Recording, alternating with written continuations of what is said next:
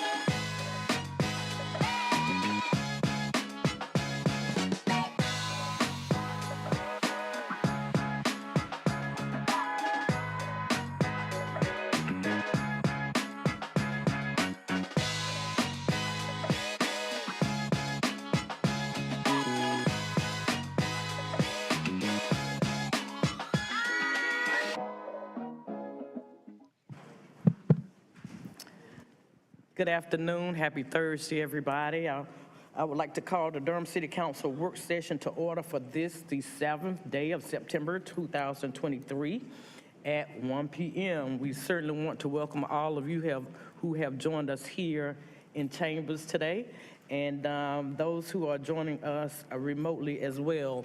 I believe Mayor Pro Tem is on the way, but we do have 2 council persons who have excused absences, so if you will call the roll, Madam Clerk. Thank you, Madam Mayor. Mayor O'Neill. I am present. Mayor Pro Tem Middleton will be here shortly. Councilmember Caballero has an excused absence. Councilmember Freeman. Present. Councilmember Holsey-Hyman. Present. Thank you. Councilmember Johnson also has an excused absence for today, and Councilmember Williams. Present. Thank you. Right, we will now turn to any announcements that my colleagues may have. Councilwoman Freeman, to my left. Any announcements over here? All righty. We will now recognize our city manager for any priority items she may have. Thank you, Madam Mayor. I do have one priority item for you today. It is agenda item number 22, zoning map change, Lumley Road multifamily. The title has been changed from zoning map change, Lumley Road multifamily to consolidated annexation, Lumley Road multifamily. So it's just a title change, and that is all I have for you today. Thank you so much, City Manager Page. Now we'll entertain a motion to accept the city manager's priority items. Move. Second. The move by Councilwoman Freeman, seconded by Councilman Williams. All those in favor, if you would sign by saying aye. Aye. All those opposed have the same right. Hearing none, that motion passes. I will now recognize City Attorney Rayburg for any priority items she may have. Thank you, Mayor O'Neill. It's good to see you today. The City Attorney's Office has no priority items. Thank you so much. And I will now recognize our City Clerk for any priority items she may have. Thank you, Madam Mayor. The City Clerk's office has no priority items today.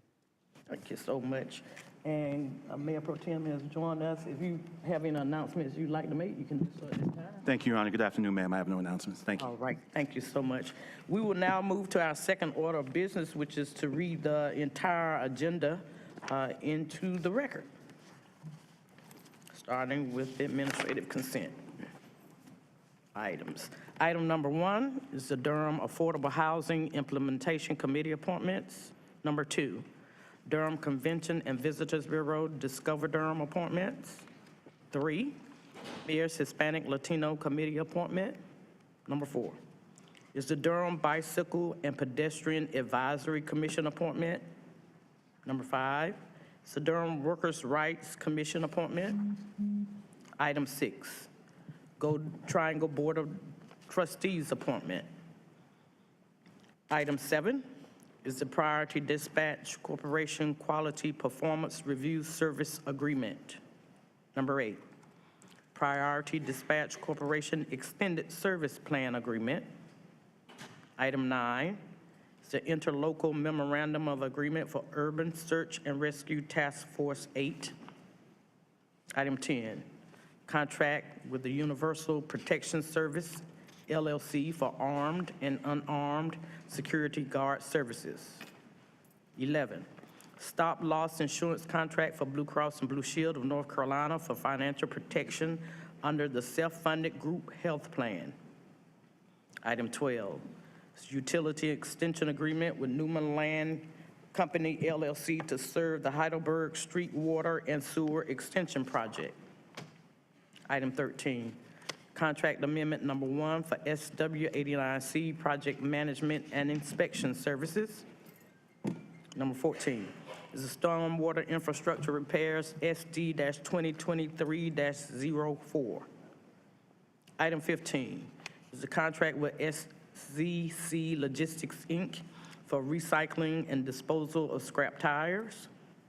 Number 16, the supplemental agreement number 1 for roundabout design services at Marine Road and American Drive.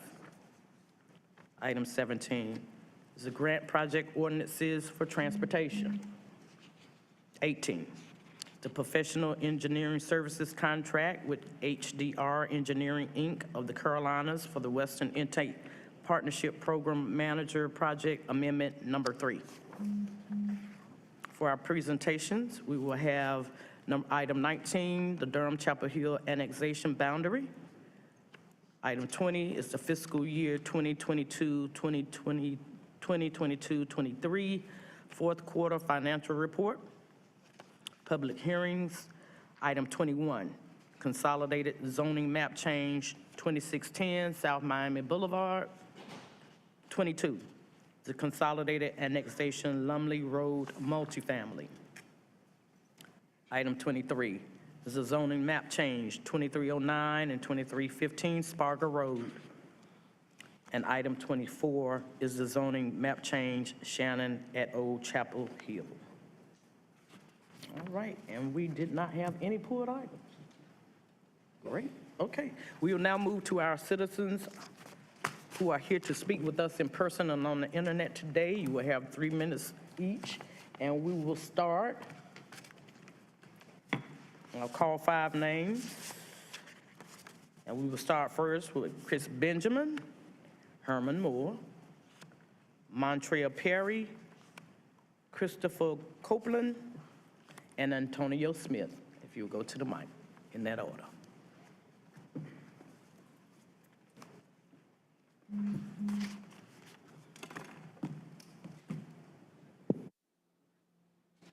Good afternoon, everybody, and to the board. Let me give you a recap on things that transpired and why I'm standing in for the solid waste workers today. 55 years ago, April 4th, 1968, Dr. Martin Luther King got assassinated. He was in Memphis, Tennessee, fighting for the solid waste workers. So in the last 55 years, things hasn't really significant change as far as equal pay and being compensated across the board. That being said, we're here with our solidarity and our people that go out here and make it happen every day. And I want to stand and state clear that it's important that we can make a little change for all the essential workers across the city of Durham. The second thing is affordable housing. We can't even afford to live in Durham when you work at Durham. It's nothing against the citizens or the community because we love what we do. We get up and we're ready to work every day. If you look at us now, we suited and booted to go to work right now. And the third thing is basically meeting us where we can be compensated so we can, come to some type of agreement with some above market rate with our money. Everybody know how the inflation is. Everybody know how the housing is. So we just want you guys to work with us across the board. It's not fair for the community, and it's not fair for the citizens. We're trying to do a job, but we also want to be compensated. That's all we ask. Thank you.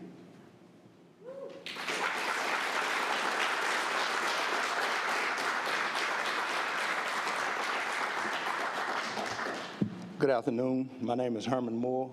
and I'm with the Department of Solid Waste Management under Bulk Services Division.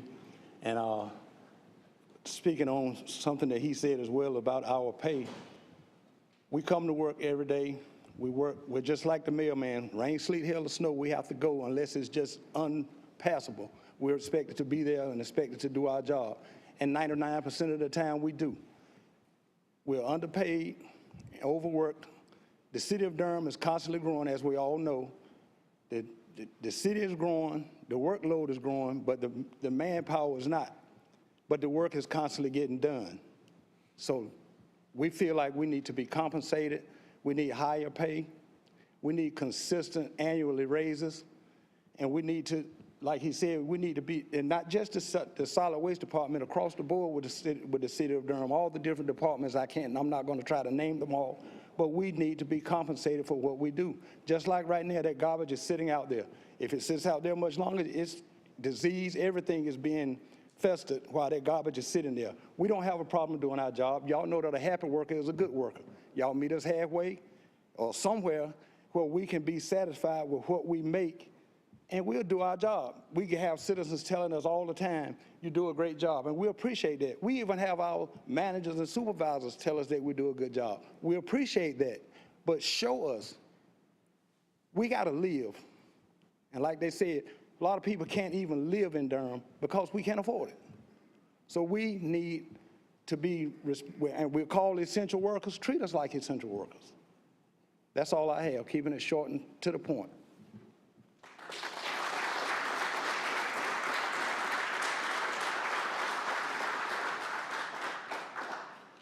Hey, how y'all doing, council? My name is Montreal Perry, Solid Waste. I just want to speak to y'all, like, when it comes to this city work, like, the workers, we are like the foundation. You know what I'm saying? This is a building.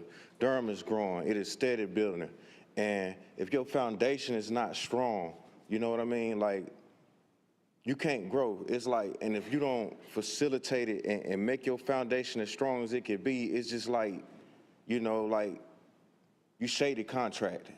So it's like, the building's not gonna stand. If the city workers ain't being compensated, ain't being treated fairly across the board, and I feel like, how come we have to do this study for us to get paid? Because we have to study another city when we supposed to be leading. We are Bull City proud, we are Bull City strong.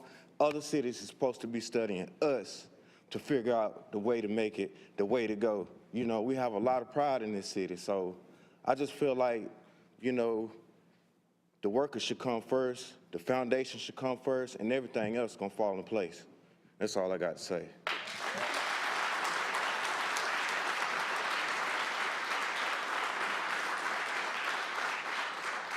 How you guys doing? My name is Christopher Copeland.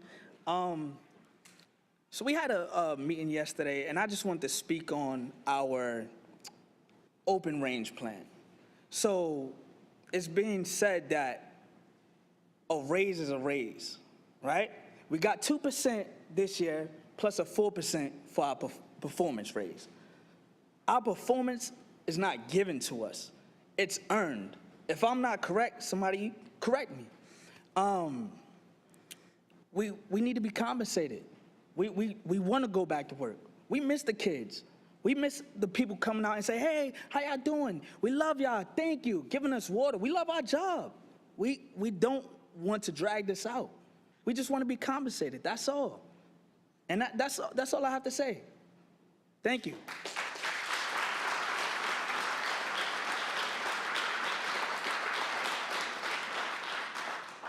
Good afternoon, council people. My name is Antonio Smith. I'm a solid waste worker. I collect most of you guys' recycling. I can honestly speak from the heart, and that's what I'm gonna do right now. I am a Durhamite. I'm born in Durham, raised in Durham. Everything I know is Durham. I started working city of Durham out of high school, 1995. I gave the city everything I had, and I appreciated everything I've seen in this city until now. I took this job to try to raise a family, to show them where I grew up was one that could be heartfelt. You can feel everything in your community. The thing about being raised by a village, we had a village. We really had that. We don't have that anymore, and at the same time, we try to get that back to that with just within our family, but we have to go to a different county to do that. To work for a city government and have to work outside that city government, work within that city government but live outside it, it hurts more than you think. To know that we had people actually with the opportunity to give us what we could to live in the city, to actually live, raise our children the same way we were raised, to be denied that opportunity is a slap in the face. I don't know how many of the councilwomen and men that were raised in this city, but if you know, you know. If you don't, ask around. We're glad y'all bringing in new people. Everything, that's wonderful. But when we stay here and work here, and we're from here, and we can't live here as adults, I don't know how y'all can look at us and say y'all appreciate what we do. We appreciate it, and we love every citizen in this county. They love us, and they show it. We stand right here and in front of that building every day until something happens to see that you approve and you appreciate what we do every day. I appreciate you letting me speak. Thank you. Y'all have a wonderful day.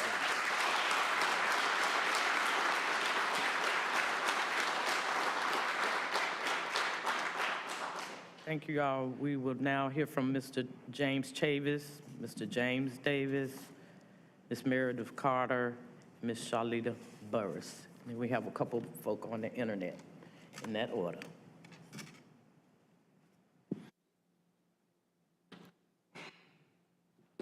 Good afternoon. My name is James Chavis. I'm a citizen of Durham.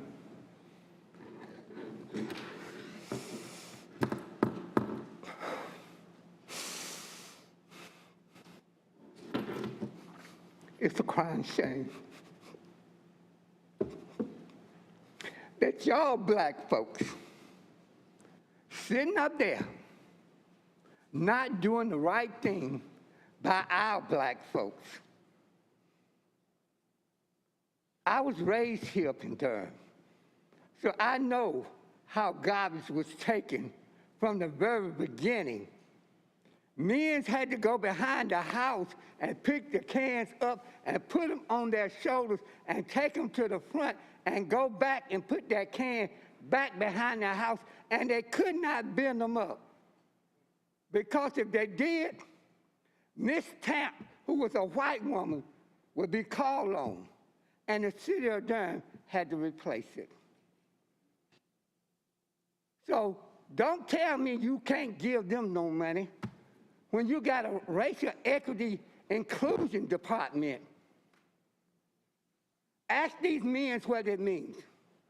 Where has she been to go out there and ask these men and women, how can she have them making $106,000 a year plus with 4 or more of her workers? And they're asking you, why can't they get a raise higher than 2% and higher than 4%? They're not worth it? When the epidemic came, who was out there picking up trash every day? Huh? Well, you, or me? I want to say something, but I'm going to hold it. They was out there, but they was not called first responders. Tell me where in there it's been written that they was known as first responders. But look all the disease and everything they had to collect and take out there. Miss Page, where is your consent to say enough is enough and it's time for you to do better by these people? You are sitting in that seat. If any other city council or mayor are holding you back, tell us. Because if you don't, we're going to be asking for your seat next. Thank you.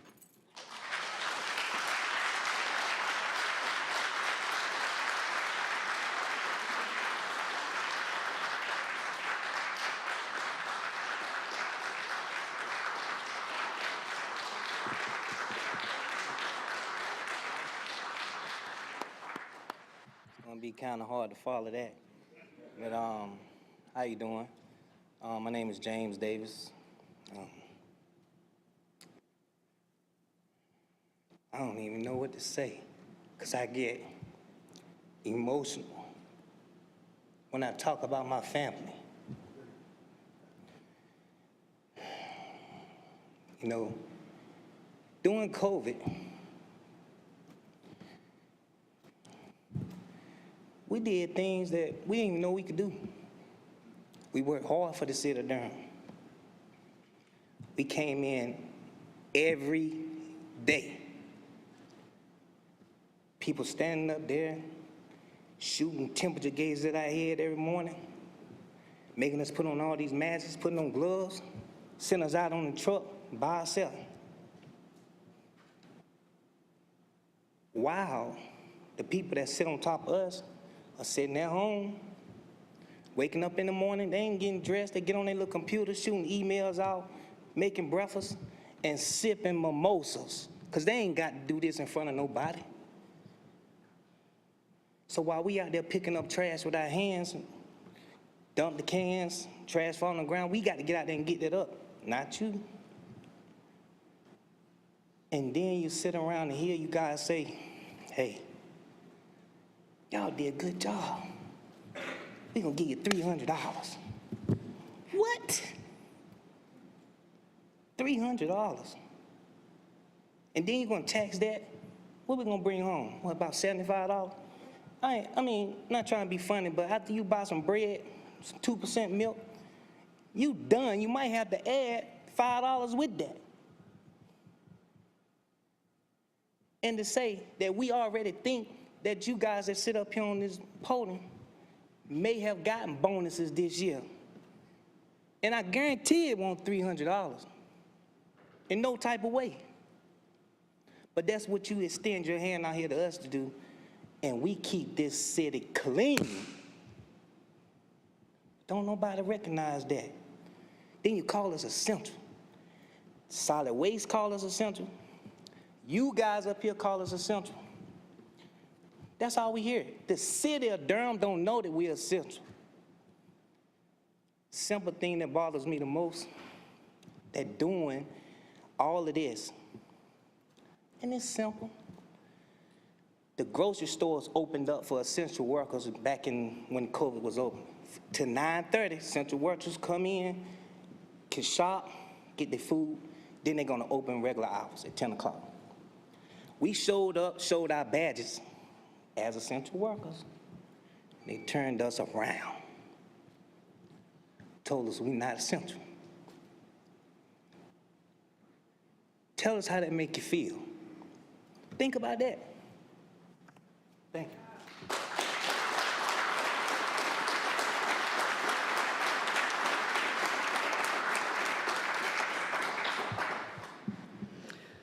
Good afternoon. Happy Labor Day.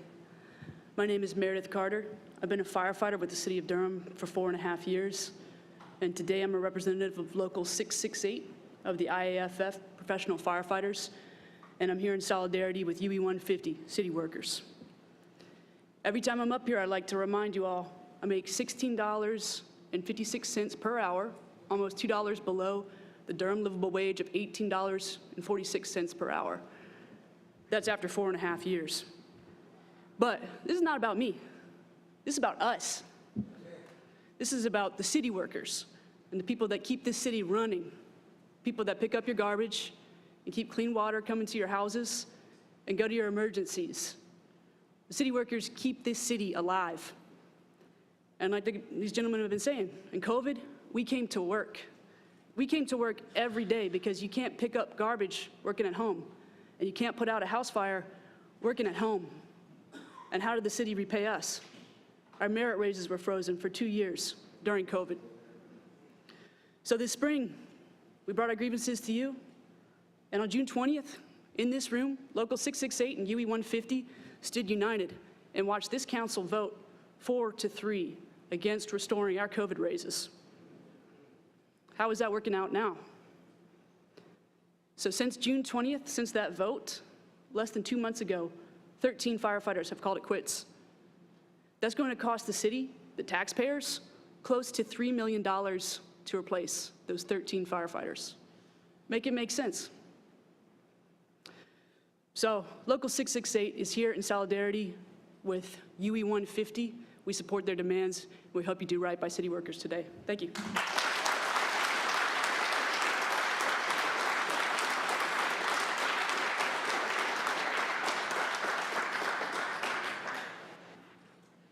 I guess I put on this yellow because I'm getting ready to sting like a bee. Good evening, Mayor and City Council. You know, I listen, and I'm not from Durham originally, but I've always had a heart for homegrown people. And y'all done got some thick skin now, and it's sad. Some of y'all don't even act the same. She done got elected. You don't act, and this is election time. These men and women do stuff that I couldn't do. Why are we putting these people down? And you know you ain't gonna get on no trash truck. You know you ain't gonna empty no trash. You know you're not gonna put hoses on your back and climb up in a burning building. These people do this stuff because they got a heart, just like I got a heart.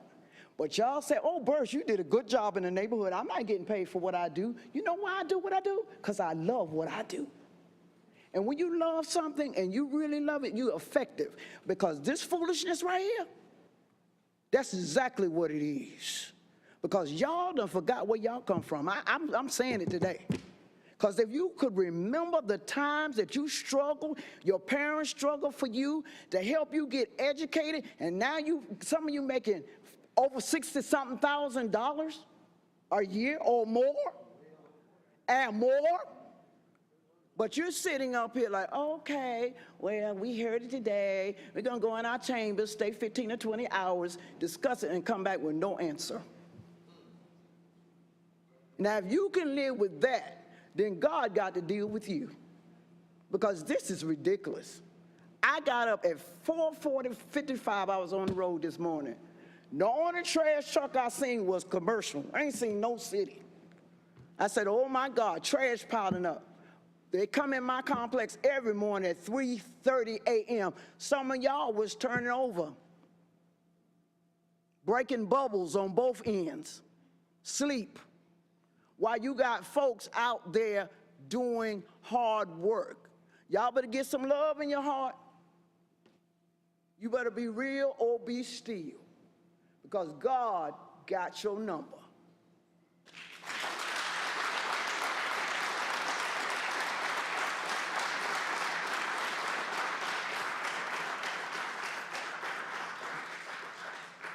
Those are all the cards that I have, but I do believe that we have a couple of people on the internet to speak to us today as well.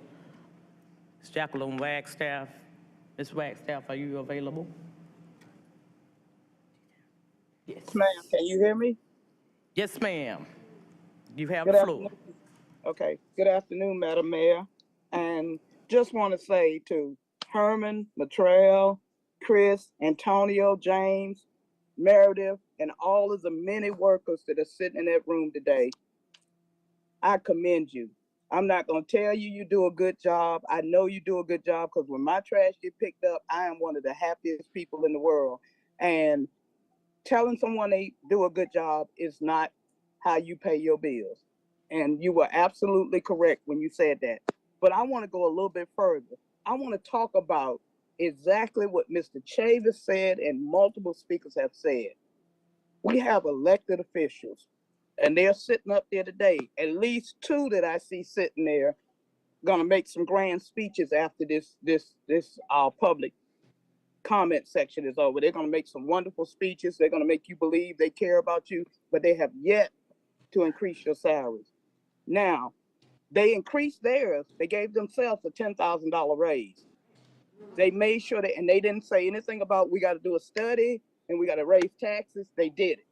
The same way they put $8 million towards an unproven program. I'm not saying it's not needed, but it didn't need $8 million. An unproven program. They still didn't say we need to raise taxes. But when these workers have come down here, pouring their heart out, and I'm sitting here holding back the tears when I'm listening to these stories, and they're telling you, in order for us to raise this, give you what you need, we got to do a study, and we're going to have to raise these taxes. That is very problematic. Not to mention when I'm watching these same council members on helicopters flying over Sedona, Arizona, traveling, having a great time, living a life, opening restaurants in the high rent district off of $36,000 a year. That's very questionable. And then you sit there and say you care about these people. Let's talk about what's really going on. Right now, like Ms. Bird said, there is an election. And if these people don't do right by you, I'm a firm believer that you can put them in office, and the same way you put them in office, you can take them out. I believe in taking people out that don't do right by the people. I believe that this city is not doing right by the people, and we have people on this council that want you to put them in the mayor's seat. They want you to put them back on council. They even came out there and stood with you yesterday with that bull crap. But at the same time, they have the power to change this situation. And I am challenging them on this day. Now, I know the pastor's going to give y'all a sermon, and y'all going to have to sit there and listen to it. But understand, sermons don't pay bills. Now, they might pay bills for him, but they don't pay bills for you. So understand, when you hear that sermon, take that to the polls. Take everything that you see and you act as witness from this council, these individuals that want you to continue to support them. If you still reside in Durham, and Ms. some of you Wagstaff. made, take it to the polls. Thank you, Madam Mayor. Thank you.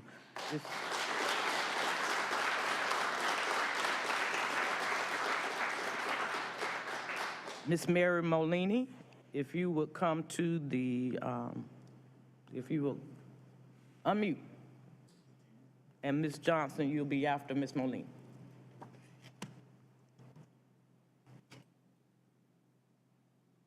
I'm sorry, Madam Mayor, I did not. We can hear you now.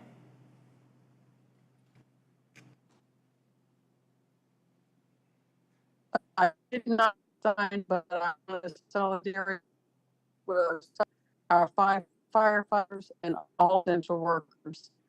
We have to support You're coming them in kind of like they garbled, Ms. Molini. support. It's coming in kind of garbled. So if you could start again, we're having trouble hearing you. Well, So, I'll try to yeah, it's coming in worse solid now. waste groups. You may have to sign out and sign back in again, and we will let you speak when you're able to do that. Ms. Gloria Johnson, if you would come forth, ma'am. Hi, y'all. I don't normally get involved with a lot of stuff, but I also born and raised in Durham. I left. I moved to San Antonio, Texas, and those people down in Texas embrace you. When I came back in 2002, Durham was a mess. Let me give you a little history.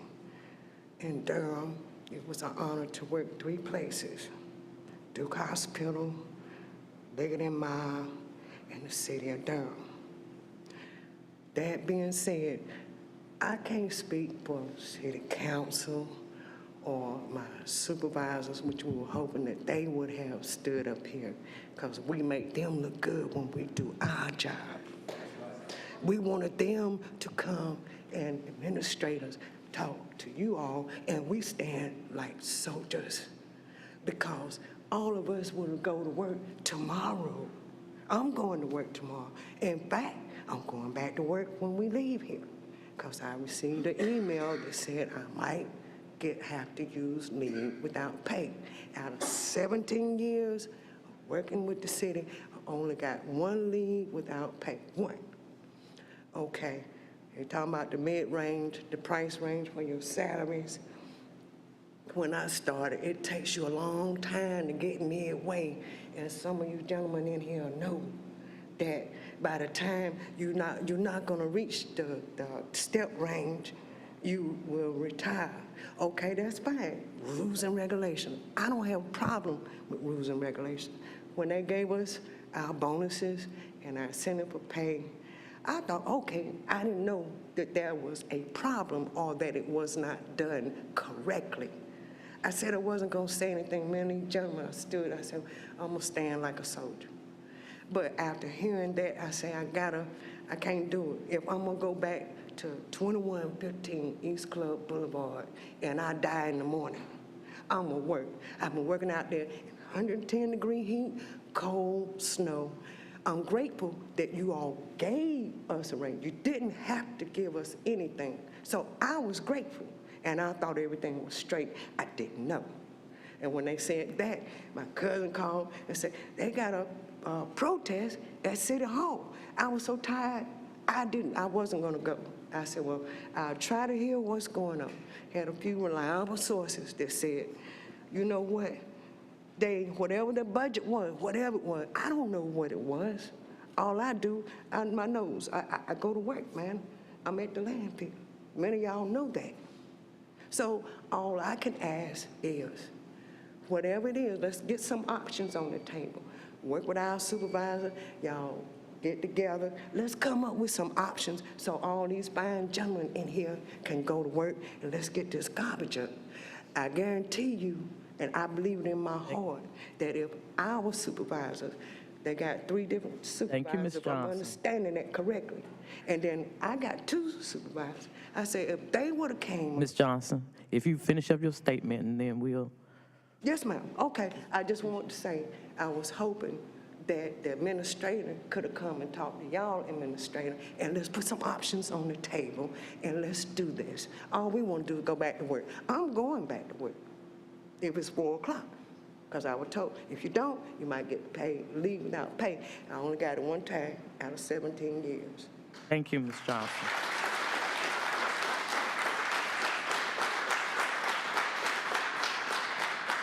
Ms. Malini, have you been able to sign back on again?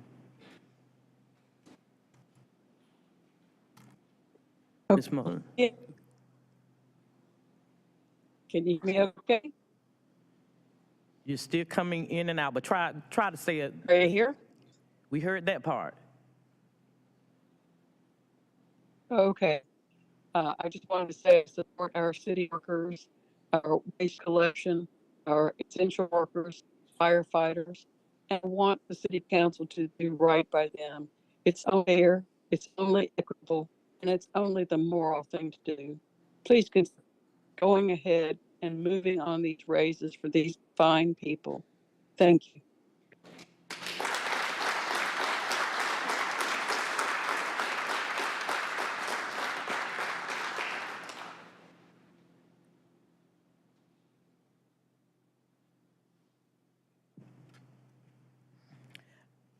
You know, I wish I could go on with the presentations, and I will, but I can't act like this is a normal day, looking at these men. I'm the only Durhamite on this dais.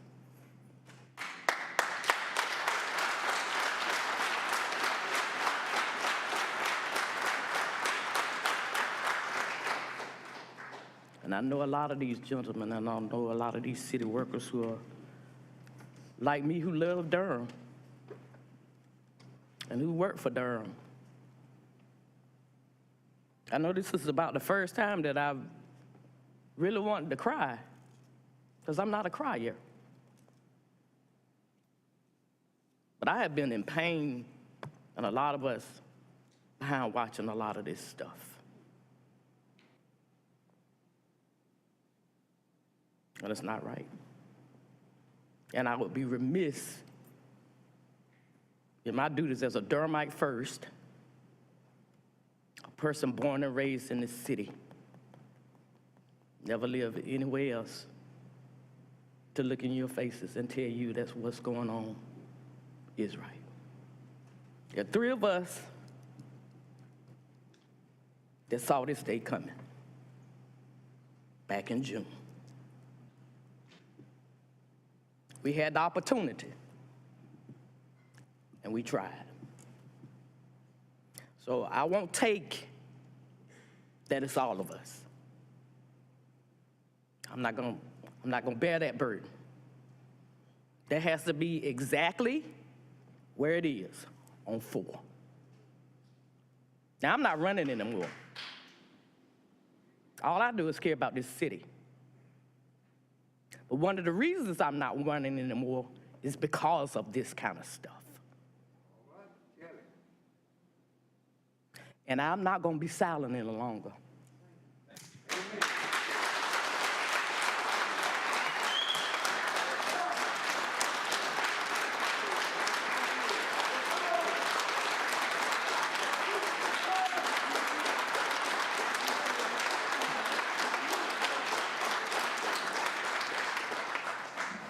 I've been in public office for 30 years, almost longer than everybody up here combined. That's an elected official. I've been in hard places, over at that courthouse. And a lot of us in this room know I've seen a lot of people in the courtrooms over the years, but I have never seen stuff like this. Never. There is a way, and there have been ways. We have to have a balanced budget. That's statutorily mandated. And I'm a math major, so you can't tell me about numbers. I got a degree in that with honors. I know numbers. This did not have to be. So today, and this is by accident that I had on these colors, but it was by God, I believe. I'm standing with you today, tomorrow, and every day.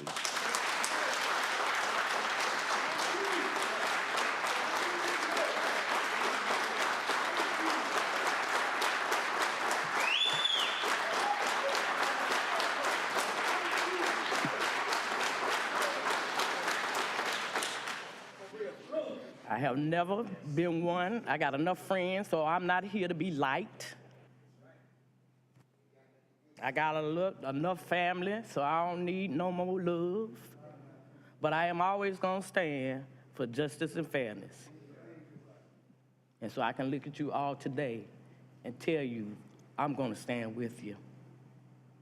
And I'll open the floor up for the other ones, and you can call it grandstanding, you can call it what it is, but I'll take that because I am Bull City strong. I am from this city.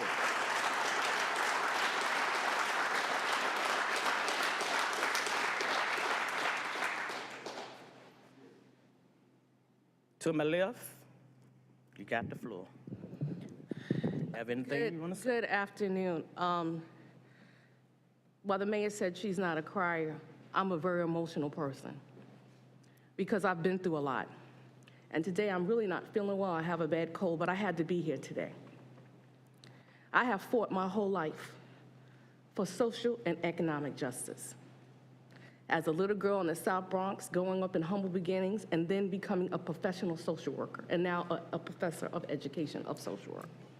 I put my name in the hat in May of 2022 to be able to be a voice for the people because I saw that that was not happening. And it has been pretty hell since I've been up here. But I'm standing, I'm gonna continue to stand, and I'm gonna continue to fight, even if it's 3 of us, for what I know is right. And I'm not about just conversation. A lot of times I just sit up here and I listen. I'm about action. And what keeps me in the fight, since I've been through pretty hell, is because of people like you. It's because I know that you want to stay here in Durham. You know, I have a real problem when people say they don't really want to live in Durham. That's baloney. You want to live in Durham, but you can't live in Durham. But that's the myth that's out there, that you really don't want to live in Durham. That's baloney. Who wouldn't want to live in Durham where you could just come and live in Durham and go to work? But that's the myth that's out there, that y'all really don't want to live in Durham. You can't afford to live in Durham. I've been standing with you. I've been standing with the firefighters. I'm going to continue to stand, and I'm telling you why I continue to stand and why I didn't give up when people wanted me to give up.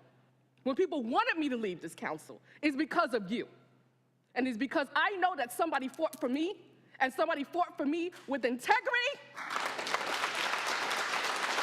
which I've had my whole life. And it's been pretty in hell, and I'm saying it, I don't care anymore. It's been pretty in hell since I've been on here, but I'm gonna continue to fight for you. They wanted me gone, but I'm still standing, and I'm standing with you.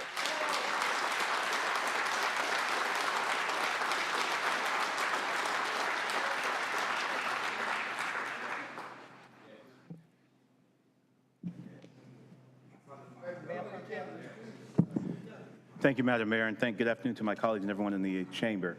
The notion that anybody on this council wanted anybody gone is a lie. It's a pure lie. It has always been a lie. It's a lie today. Here's how we're going to get there. For those of you that have ever used layaway or put anything on layaway or had to make plans to buy something, the city's not really different. $5,000 right now or else is not really a way we can run the city. I'm just going to keep it real with y'all. Let me talk. We didn't interrupt y'all. $5,000 immediately. That's what it said. Or else we can't run the city like that. Because if we do, we'll be good for about a year and a half, and then afterwards we won't be able to pay you anymore. Brother, please sit down, please. That's not the way we work here. We don't make anything as a city. We don't sell anything. We don't produce anything. The only way we get money is from you. It's through taxes. If I walked into your house and said, and you need a new car, a new refrigerator, and I say, empty your savings account right now, just get it. Most folk can't roll like that. You gotta look at what you gotta do with food, medicine, who's got a doctor's appointment coming up, who's got tuition, and you make a plan. Now, if somebody pulled out a napkin and did math on the back of a napkin for you and said, this is the way you can run a city, elect them. Put them up here. Here's how we're going to get there. The reason why we have to study how we spend money is because as a government, once we spend it, we can only spend it once. We can spend it any way we want, but we can only spend it once. And once it's spent, the only way we can get more is from you. I am not going to vote with my left hand to give you money, knowing that the next year we got to re-up and then take more from you next year to keep that going. I'm not going to do it. Elect somebody else. Elect somebody else. And go for it. Because if it were that easy, so 2023 is when we just figured it out? After all these years, and I'm glad brother brought up Martin Luther King. Martin Luther King was actually supposed to be in Durham on April 4th, 1968, when he was in Memphis. So there's some poetry there, there's some prophecy there, prophetic, that he was actually supposed to be in Durham, but he was working with sanitation workers. Somebody mentioned above market rate, want us to pay you above market rate. $28 an hour, may not be enough, you want to get it to $35 an hour. We have to work the plan to do that. It was not 2% this year, it was 6%. And these things are all public, you can read this. It's 4 plus 2 is 6. Please, we don't work that way here. All of this is public. You can go read the budget. The plan we are doing now, the study we are doing now, will put us in a position to do more responsibly, just like you run your own households. That's how we have to run the city. Now, I'm not running for anything. I'm not running for re-election. But what I do know is that if we do it the way some folk have been asking, and I don't know what their experience is of running a city. I'm not going to question that. I know folk have different ideas, but I have learned some things being in this job. And what I've learned is the money doesn't belong to us. It's your money. Everything we do, we give it to you one year, and then what are we going to do next year? Where's it coming from? Yeah, okay. All right. The reason why we're doing the study is so we can do it responsibly and make sure that we can keep doing it. Now, if you run your household that way and it works for you, great. But running a household of 300,000 people with money from things that we don't sell or make is very, very different. Now, don't believe what we say. Watch out. The $300, that was the mayor's idea. Somebody said just $300. That was the mayor said $300. That was her recommendation during the budget. You know what? What I asked for was $10 million for Fayetteville. I asked for $1 million for guaranteed income. NCCU asked for ShotSpotter, got them that. So no one's going to question what I've been doing for the black community in record, in the streets, in deed, for years. That's public. Google it. That's public. What we have before us now is an opportunity to, and Durham, folks study Durham all the time. They do study Durham, whether for affordable housing. Durham has one of the best benefits packages of any city. Go check it out, of any city in this state. Medical, dental, vision, Durham has one of the best packages. They look to us for those type of things. Now, we're gonna get the money right. But if we do it one fell swoop, or do it, you gotta do it right now, or else it's not gonna work long term. I have this is not my money. I support reparations. If I could, I'd be writing checks every day for people. It's not my money. But what I will not do is make promises up front today, and then next year, when I'm off the council, I'm back in private life, set folk up and have them asking what happened because we wanted to make you feel good up front without a long-term plan. I won't do it. I won't do it. Thank you, Madam Mayor. Let me clarify a couple of things that you said, Mayor Pro Tem. First of all, the $300 that I suggested as a part of as my ask, as a part of the budget, which was the only ask, was simply there as a bonus. It wasn't meant to be contemplated in exchange for not getting a raise. So they're two different things. And if you're suggesting that somehow or another, as I fold back into private life, because I'm not running again, I'm still gonna be in Durham. I'm still gonna work as a public official, not in this capacity, but I'm still gonna work. So what I say, I stand on. So don't try to detract from me not running. That was me. I said, talking about me. So, okay. Let's get it straight now. So the bonus was contemplated as just that. But it wasn't in exchange for y'all not getting a raise. That was not a part of my request. I have never worked in a place other than when I came to the city where you didn't get something at Christmas time, right? You got a turkey at Central, at least. You know, at the courthouse, you get something, part of something. So when I saw that, that's why I said, can we at least give them $300 as a Christmas bonus? But that was never in lieu of your raise. That was supposed to be in addition to, not subtracted from, or a part of the consideration for your raise. Two different things, two different sets of numbers. Councilwoman Freeman. Thank you, Madam Mayor. There's so many things here.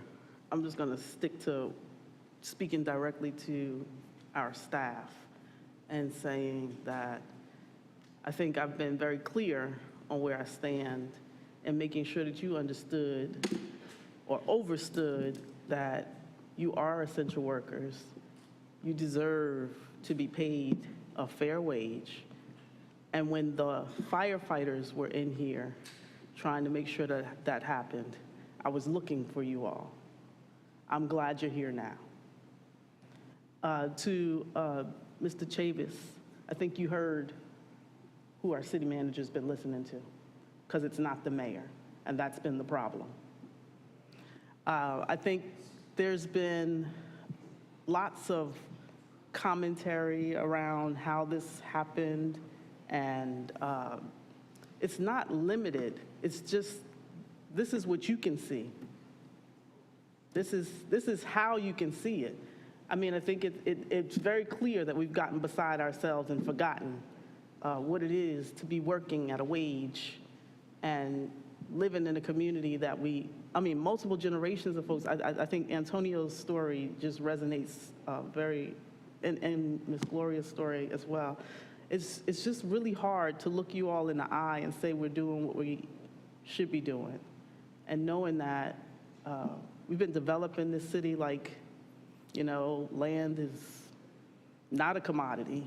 And we continue to put such a heavy burden on infrastructure, which means the essential workers, and we have not put a plan in place, and we have not moved in a way that would be beneficial to the citizens and residents who do live here. And so we've been losing a lot of you. And I've noticed this over the years. I've complained about it since the previous mayor. And, you know, it's not lost on me that I sat here alone 5-1 on that vote for that raise, or 6-1 on that vote for that raise, knowing that all of our employees weren't paid where they needed to be paid, especially in fire. We've been having that conversation. I've been talking to UE 150. I've been bringing those issues to the council and being dismissed. And it wasn't until our current mayor started listening and paying attention for herself that she started to see exactly what I saw, is that our city is in shambles. And there is a hollowing out that is occurring under the patriarchy of progressive. There are folks running around here talking about they're so progressive they forgot that they're racist.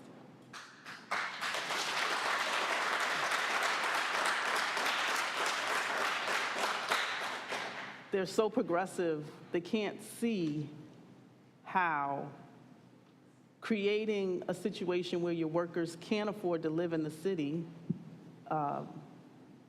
whether you're doing a $95 million bond or you're building affordable housing for folks in the housing authority locations, but only some of them. I mean, it's all for show, and none of it is real, and that is what hurts me the most. Because I know that we could be doing public housing that was actually for you all if we were working collectively and collaboratively, and it would not be difficult. There's plenty of capital. There's plenty of capital.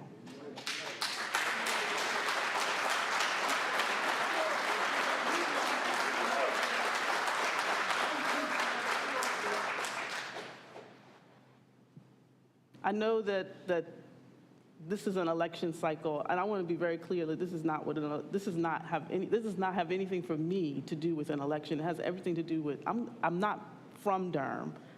I wasn't born here, but I'm going to die here. This is where my family is. This is where I planted my roots. This is where I'm raising my children. This is where my family, my friends, like my neighbors, all of you all have been such critical parts of my life. Like, this city made me. It continues to make me. And yes, I'll trip and fall a few more times before I get there, but you know, that's life. I wouldn't want to do it anywhere else. I have been here since 2007, and I am a completely different person, and the same, all at the same time. And I have been growing with you all. When I was a stay-at-home mom with twins and a 3-year-old, lugging around to these meetings, trying to figure out what was going on, why they're trying to close my grocery store, why they're trying to shut down all the streets. All of the people who were in this room and in this building were the people I turned to. And it's really been hard. It's really been hard watching the city be undermined. And I don't know any other way than to tell it. And so I started telling it, but folks didn't want to hear it.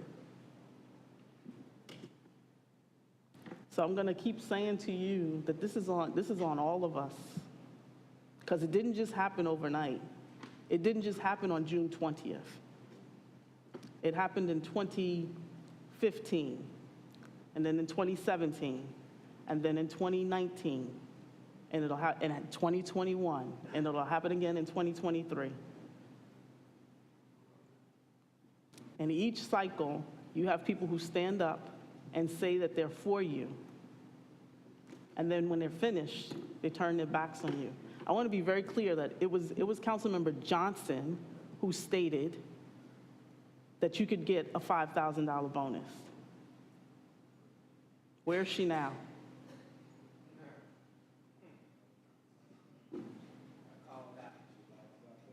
So, I mean, I just want to know, has she been to see you? Has she talked to you about it? Because she's not running. She doesn't need you anymore. It just really pains me because I sit here, I'm not. Got them going to other folks that still sitting up there. It's just absolutely ridiculous. And you know it. You know it. And as long as you know it, I'm okay. But this city's got to make a decision about where it stands on that. Because the politics has to stop. People's lives are at risk. You can't say that we want to do something about gun violence and treat this many black folk like this. You can't say you want to do anything about our communities and making sure that we have equity or fair wages. I mean, and then treat your firefighters and your police, all your essential workers, your first responders. I mean, I understand at this point, we have firefighters taking 911 calls, and that's okay? It's not. What you did for us in COVID is commendable.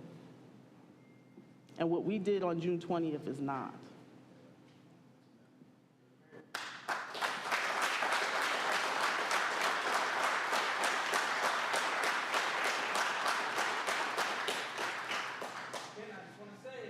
I'm here. I'm here. I'm here. I'm here. I'm going to be here. Well, And we're going to continue to keep working on this. We're going to keep working on this. What I would like to do is to make a motion just to see where we are, because there's 5 of us here today. 5. we have 4. There's 5 of us here. I'd like to make a motion that we support our city workers and at least take the first step and acknowledge that our essential workers should receive a $5,000 bonus. And I'd like to second that. Point of order, this is a work session. We do not entertain motions and vote. Wait, hold on. I will. Here, Point of order. we'll have the attorney speak to that. You can get rid of her too. She's in that crooked deal too. So, Madam Mayor, council procedures provide that the city council does not take official votes at work sessions. You do have the option, of course, to suspend your own rules. Requires a vote of 4 members of the council. But also a compensatory measure would have to be passed by ordinance, which by state law, state statute, it's in the city's charter, also requires a vote of 4 council members to approve. So those are some of the considerations that the council should keep in mind. I would like to vote, make a motion to suspend the rules and vote. I'd like to second. Point of order, it would still not be an ordinance. This would need to be done by ordinance, Madam Mayor. So that's my point of order. I would be willing to put this on the agenda as we normally do in regular order excuse me. Madam Mayor, could you call order in the chamber, please? Y'all hold up for a second for me. Okay. I would be, in regular order, be willing to put this, as we normally do, as an agenda item for a future work session to discuss it and then move it as we do normally. I have no objection to that, but we can't. Madam Mayor, would you please? Wait for Mr. Chavis, hold on. No, I just want to ask you a question. Did you give him Ma- the right? 'Cause Wait a you are the chairman. Madam Hold Mayor. hold up, Mr. Chavis. We're still on the attorney is giving us a point of order, and I think he's trying to address that.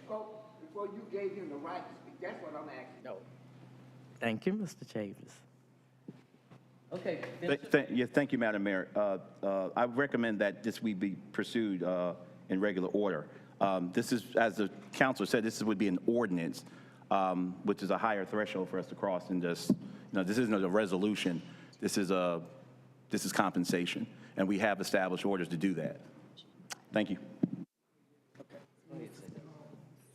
Say that into the mic.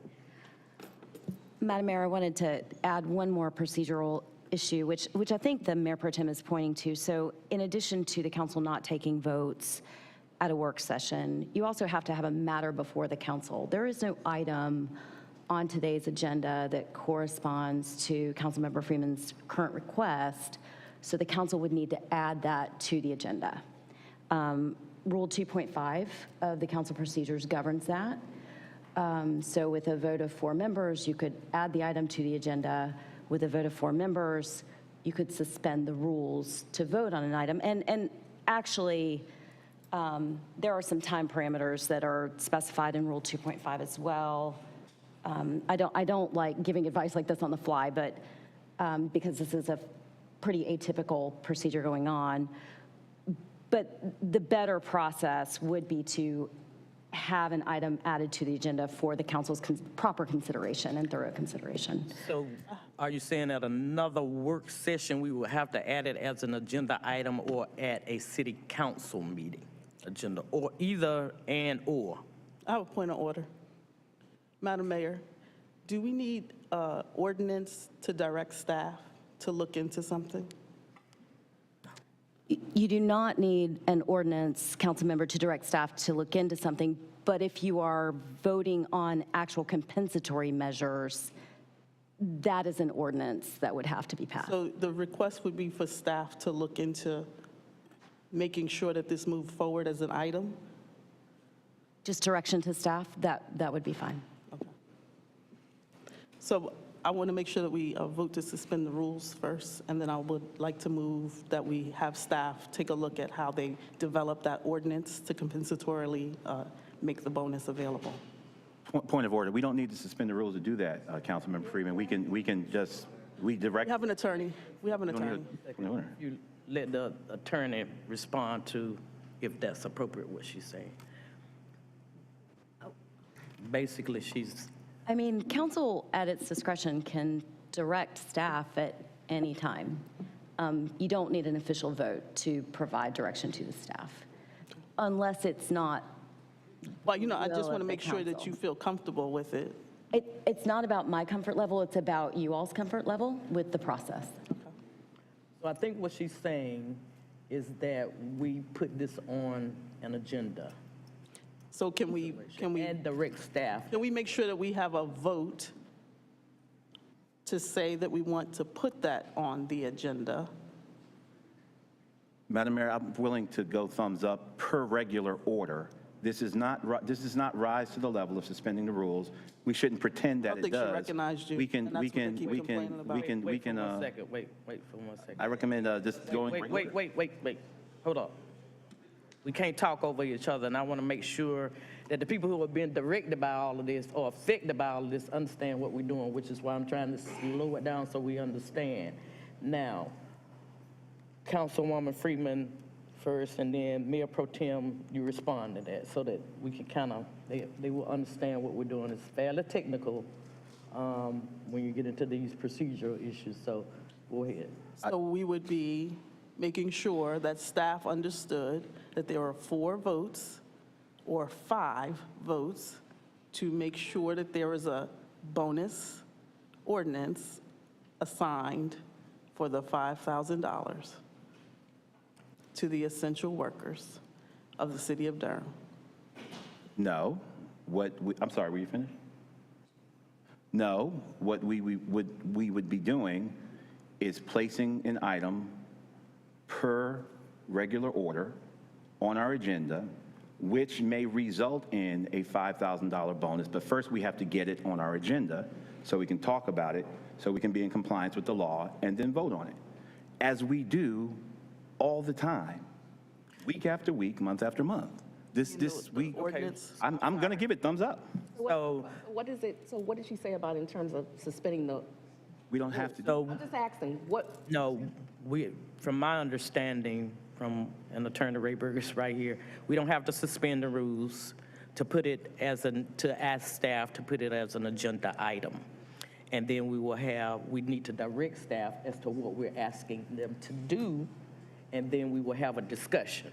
So we just, at this point, need a thumbs up to get it on now I will not be here on September 18th. I won't be here but you all will be free to go ahead, because the sooner we do this, the better.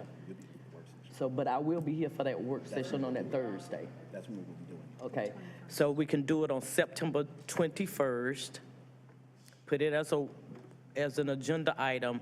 I would, now for my specific request, I would like to see some numbers associated with the $5,000 request, so that we will know what that looks like for our essential workers. So that will be firefighters, solid waste, just so we have an idea of what we're talking about.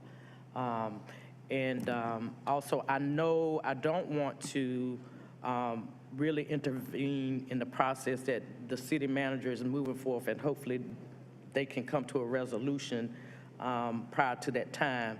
But if not, I want to make sure that we're not impeding that progress for you all to continue to talk. So, and hopefully it'll be settled before then. If not, that would be my specific request. I don't know if others have a specific request around the data that we would want staff to gather in the interim. Yes.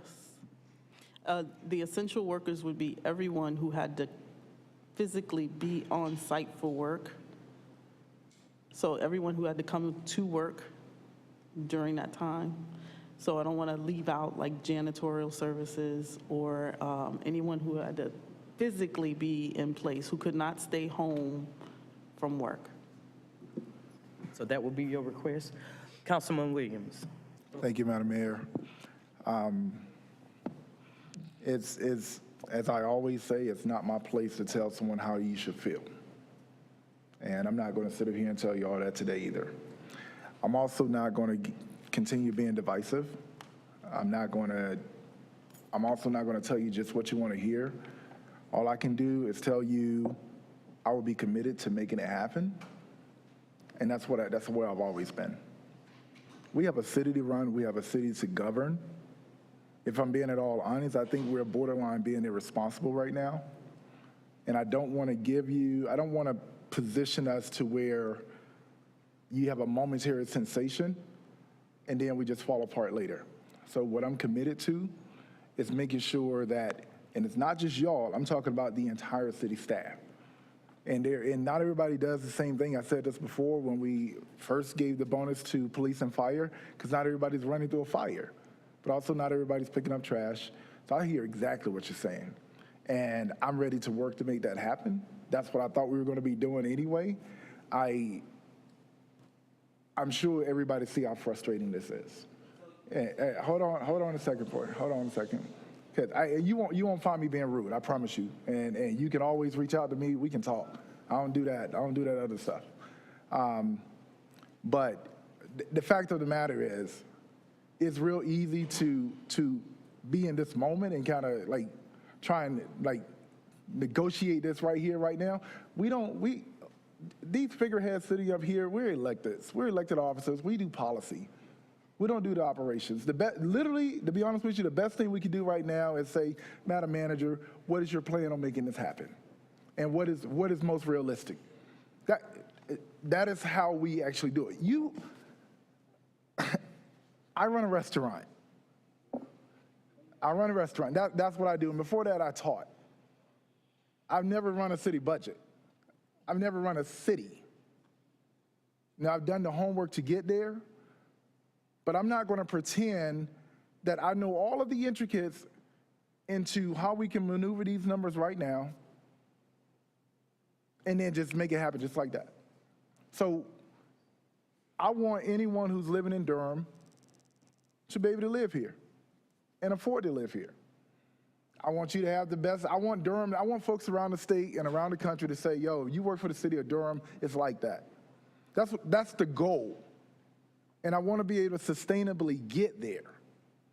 But I promise you, I would not be reckless and just pretend that we can wave a magic wand. I don't mind making tough decisions. We were able to have a little extra left over. So the tough decision is, what do we do with that? Do we not hire more people? Do we use the money from those vacancies and just pay more who we have? And you may have to work harder. You get paid a little more. But we got to be in a position to make those tough decisions. I want to responsibly get there. For me, this is not about who loved Durham more. It's not about who's from here versus who's come here. All I can do is just be practical with you. And that's me talking to you all that are here in the room, as well as the folks that are not in the room. But what I do know is we got to be able to have an honest conversation. An honest conversation. And here we are going back and forth in the room. This is not representative of everybody. We got to be able to have that space where we can have that conversation, know exactly what you want and exactly what we can make happen. But y'all live here, but you're also taxpayers. You live here, you're taxpayers. That means our goal is to get to the point where it works for everybody, while still being able to run this. That's the responsible thing to do. That's not me telling you what you want to hear. That's telling me that my commitment as you're elected is getting us there. This is not about a 4-3 block, a 4-3 vote. People vote their conscience the way they want. This is not about an election. Trust me, it's not about an election. I'm running because I think that's the thing to do. But it's not about that, guys. It's really about being responsible. And I'm not going to sit up here and tell you that these are the numbers I'm going to shift around, because that's not what I do. That's the manager's job. And the manager would tell us what the plan is. If we don't like the plan, then we say, man, that ain't going to work.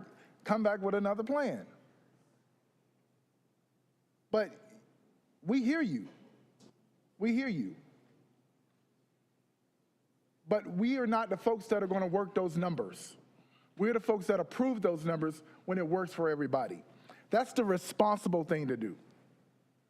So you won't find me telling you who loves this place more than the other.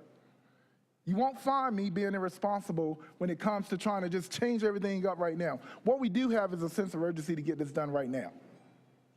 But I will tell you this finally, and this was mentioned earlier. The city does not go out and sell lemonade and hot dogs to make money. We make money when people pay their taxes. And if I'm being honest with you, some of the main people that are telling you that they're going to just make this happen are the same people that restrict those taxes from coming in. So please, don't let this be an emotional transaction. Let it be practical. I promise you we'll get there. I promise you. And anybody can reach out to me anytime. Trust me. Wait for a second, y'all. Thanks, guys. Manager wanted to say something. Thank you, Madam Mayor. First of all, I would like to acknowledge the city employees who are here in the chambers, as well as guests. We had an opportunity to spend time and talk to each other yesterday. So I'm going to be speaking to the dais today because we already talked yesterday. What I want to say about where money comes from in the budget has been adopted. It's a legal budget adoption, and that happened in June. That's also been said here. The tax rate has already been set. The tax rate that is set for the budget for this year that we're working in, it has already been set, and it won't be set again until next year. What is being considered here is a bonus or a one-time payment that will come from the city savings. Just later today in this meeting that we're in, we're going to hear an estimate of where we ended our fourth quarter, which is June 30th of 2023. We always make decisions about one-time payments, one-time expenses at the end of a fiscal year. We have to wait if it's going to be a one-time to see how much that money actually is. We estimate it, but we have to wait till we get the final numbers. So as it relates to what is being asked of the administration to come back with, I am going to ask Mayor for more clarity around that, of who would be included in a $5,000. I've heard some conversation, but the reason I really raised my hand is because I don't have any clarity at this moment as to what the number of people you're referencing and what kind of jobs that they actually do. I believe the request for the 5,000 came from the City Workers Union folks who've signed up. But I would say that I want to see the numbers so that people kind of understand from who we consider our essential workers. So I would think that that will be the public solid waste folks, our firefighters, our police officers, and our, what's the other one I just thought of? Public Works. Those are the first responders, which is going to be a fairly large number. But I want people to have an idea what you're talking about when you talk about a $5,000 bonus. I think for me, a lot of it is miscommunication with folk. When people don't understand, and a lot of times I don't understand a lot of this process. I'm still learning some of this, but we have to make sure that people understand what they're asking, and we put it to them in numbers that will show the range of numbers in terms of how much is that going to cost, and the fact that we've already passed the budget, which I know you've been telling them about. We've passed this budget, so if we're going to do something different, it's going to have to come out of a savings account or our fund balance. So just to give a clearer picture, I'm hoping that you all will resolve it before we come back on the 21st. But if not, we need to have some numbers around if the council has to move in a way. So I would think that the clarity is, who do you all, let me ask you, who do you consider your essential workers to be? Maybe that's the better question. Who do you consider your essential workers to be? Every employee that we have here is essential to running the government business, the business of government, whether they creating paychecks or they're doing, filling potholes. Every employee that we have is essential. So that is going to be my answer. That's my response. It's every employee that provides or supports the provision of city services. We're all essential. Well, then can you break it down in categories? Firefighters, police officers, public works. We have solid waste. I understand what you're saying. I consider myself to be an essential worker too. We all are. We get there. Everybody's important. But you have to be able to quantify, because those are the terminology that I've come into. You have your first responders, I guess, and the people that I call the first responders, which are your public works folks. So those folks, and I think Councilwoman Freeman had how did you term it? You said it was persons who were at work on the job during COVID when everybody else could be at home. It's essentially the blue-collar workers. Madam Mayor, if I may speak, that is not enough guidance. That is not enough. I mean, we can bring everyone. We can, we have about over 200 job classifications among the 2,300 employees that we have. And, that is a lot of different job classifications. People do a lot of different things. And that is why often when we are anticipating providing wages, salaries, bonuses, we're looking at it across the board. We're not picking one group of employees that we have and individually deciding, what is best. That is not a best practice in terms of having a payroll or a compensation system. So it is very difficult to go away from a conversation like this and have any number other than everyone. Well, what about when we have our city manager meeting? I will bring clarity to that. Does that work? That works. All right. All right. All right, you all. We have a couple of presentations, but I am going to take about a 10-minute recess so I can walk with you all out and try to answer the remaining questions that you may not have been able to get answered. Okay? All right. So give us about 10 minutes. We'll come back.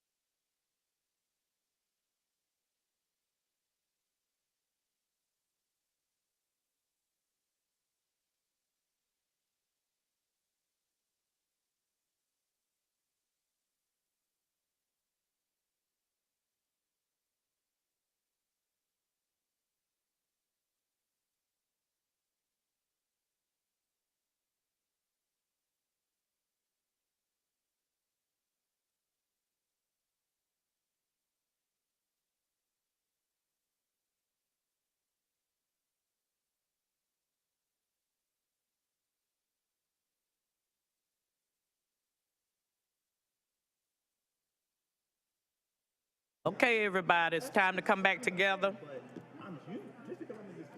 Did look.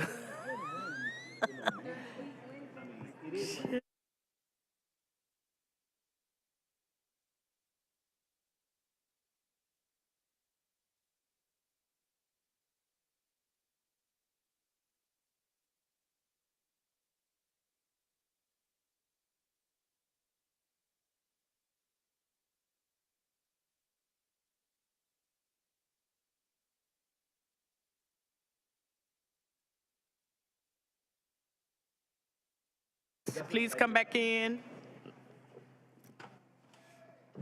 Appreciate you. I'm sorry.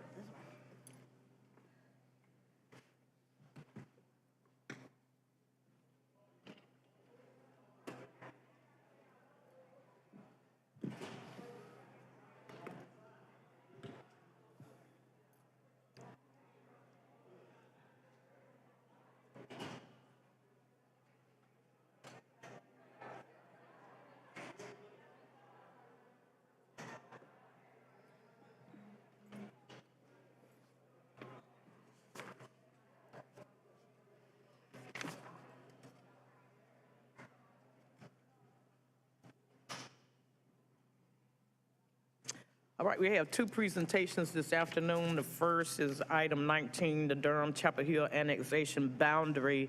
We did have a couple of, well, four people to sign up, and I do know that Attorney Biker indicated that he has to leave. So I don't know if you want to make any comments or if Mr. Hilbrom will be here, Ms. Latham, Mr. Jewell. Okay. All right, thank you. All right, on you, Attorney O'Toole.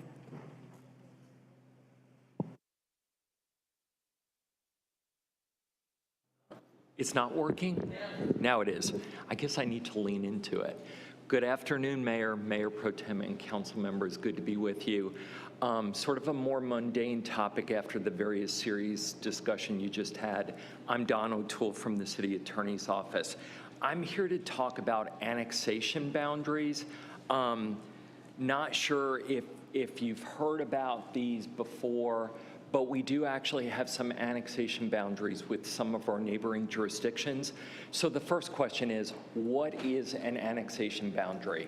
Essentially, it is a line on a map that distinguishes which of two neighboring jurisdictions could potentially annex land on either side of the boundary. Mayor Pro Tem, do you have a question? Okay.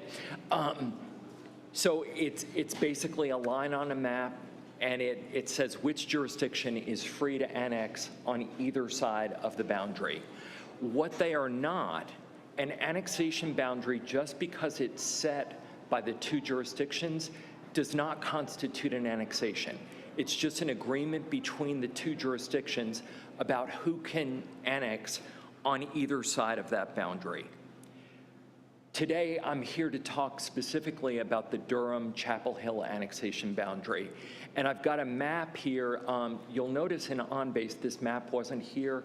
Our planning and public works GIS staff just put this together for me. So it's actually in this presentation. And if anyone wants this map, I will gladly provide it to them.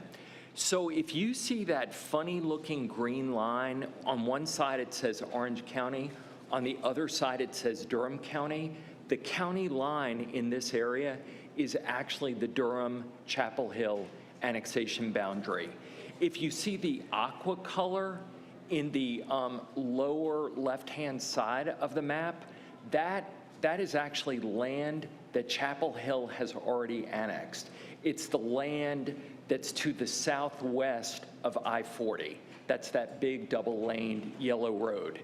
You'll notice that north of I-40, that's area that's on Chapel Hill's side of the annexation boundary, but they have not yet annexed that land. No one's requested it. Chapel Hill has not annexed it.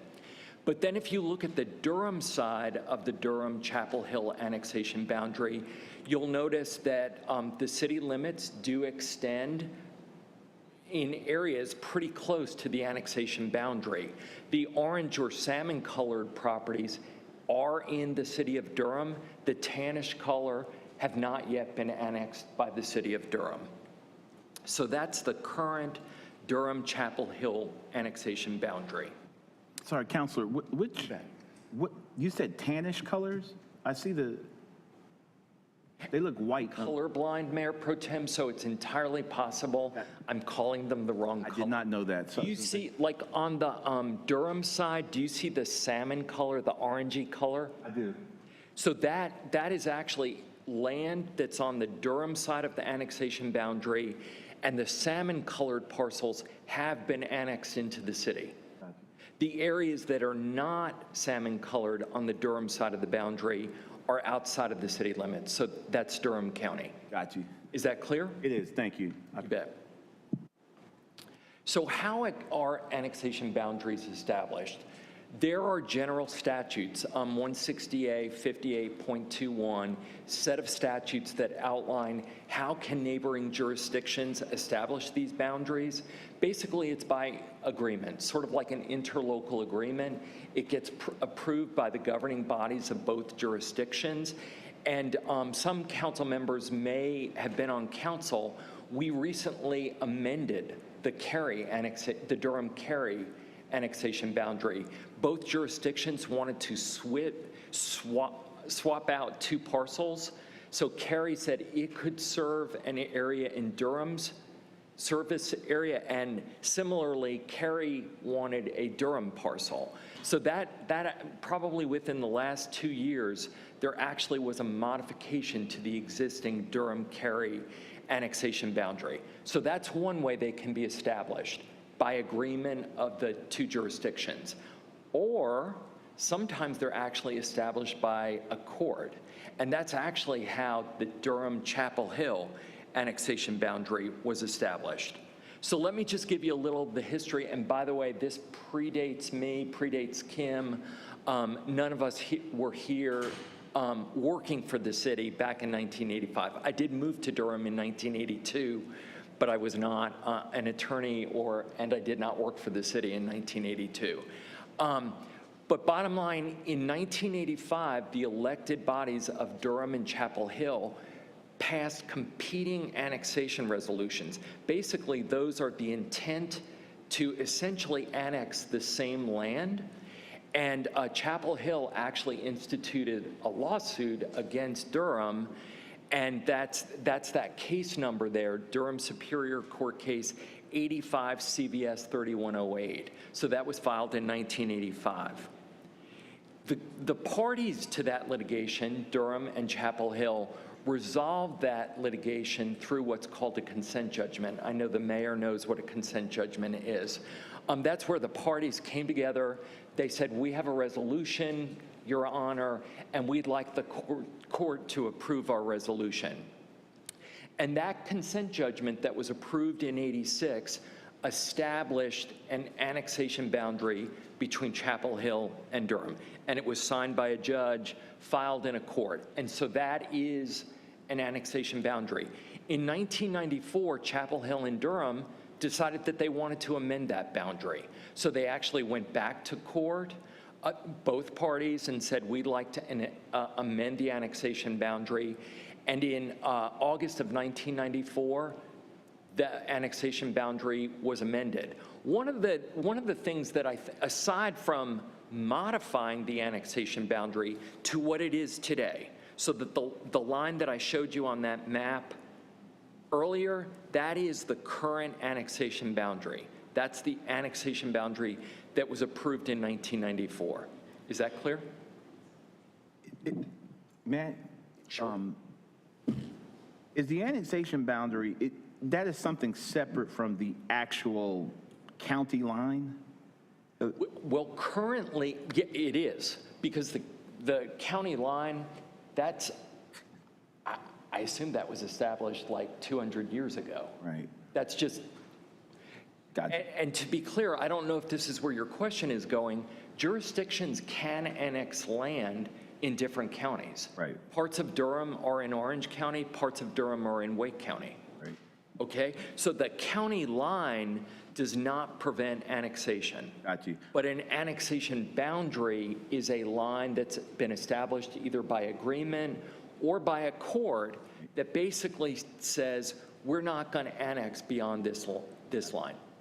I think I'm conflating some of this with some of the work on ETJs that we're dealing with the league. So You bet. Don't mind me. Just to that point, Durham, the city of Durham does not have an ETJ. Right. Some smaller. Got you. Okay.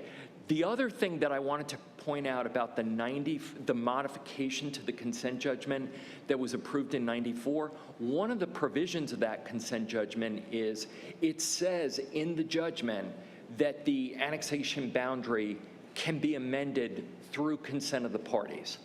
So it gave Durham and Chapel Hill the right in the future to amend the boundary if both elected boards saw fit. Okay, so if Durham and Chapel Hill want to amend the existing boundary, how can that be done? Two ways.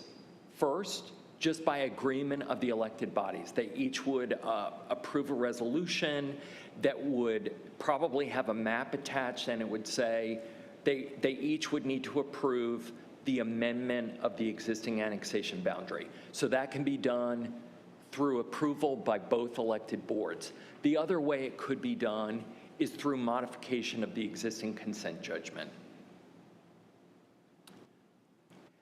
So I just wanted to let you know, in April of this year, a property owner with property on Chapel Hill's side of the boundary approached the town of Chapel Hill's town council, and they asked for approval from Chapel Hill's town council for Chapel Hill staff to work to modify the Durham-Chapel Hill boundary such that parcels on Chapel Hill's side of the boundary could conceivably be annexed into the city of Durham. And the reason for that is OWASA provides Chapel Hill water and sewer. They can't provide water and sewer service to the east of I-40. It would be very complicated, very expensive. And so that property owner approached Chapel Hill's town council, and the town of Chapel Hill's council in April of this year approved a resolution stating that its staff was free to work with Durham staff to amend the annexation boundary. And the last point on that request is the property owner has requested that that collaboration move forward. So what happens if the annexation boundary is moved? And I want this to be really clear.